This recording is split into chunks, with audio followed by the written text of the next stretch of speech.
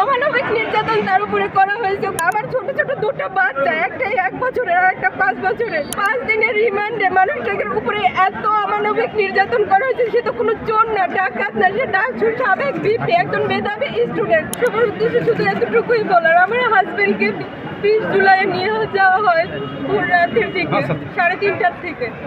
তো তাকে সুস্থ স্বাভাবিক একটা মানুষকে নিয়ে যাওয়া হয়েছিল। 40 ঘন্টা তার উপরে মানে তার নিখোঁজ ছিল। অমানবিক নির্যাতন তার উপরে করা হয়েছে। কোর্টে উঠানো হলো 22 তারিখে। তখনও সে মোটামুটি একটু মানে যাই ছিল একটু, বাট এই 5 দিনের রিমান্ডে মানুষটাকে উপরে এত অমানবিক নির্যাতন করা হয়েছে। সে তো কোনো চোর না, ডাকাত না, সে ডাকসুর সাবেক ভিপি, একজন মেধাবী স্টুডেন্ট। সে হাঁটতে পারতেছে না, তার মানে পা উপরে উঠে, মানে এটা তো কোনো একটা মানে কিভাবে যে বলবো এই কথাগুলো। আমার ছোট ছোট দুটো বাচ্চা, একটাই 1 বছরের আর একটা 5 বছরের। ওরা শুধু শুধু ওর বাবার কথা বলে।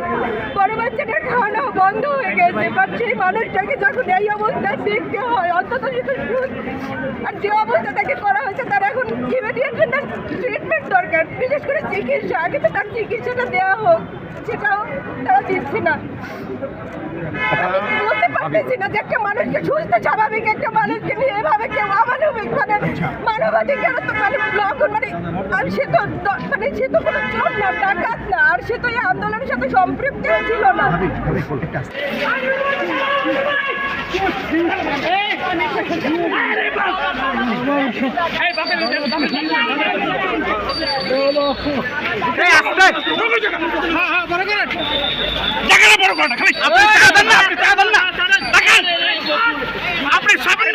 সামনে থেকে একটু সাইড দেন না ভাই।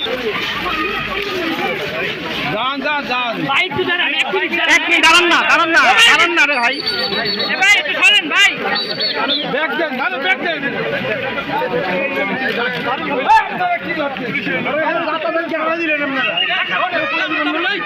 দাদা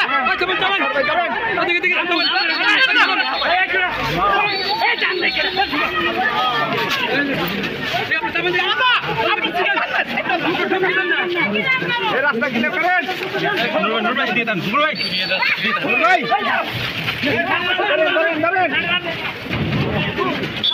মুরব্বী, আপনার কথা কি দেখছেন?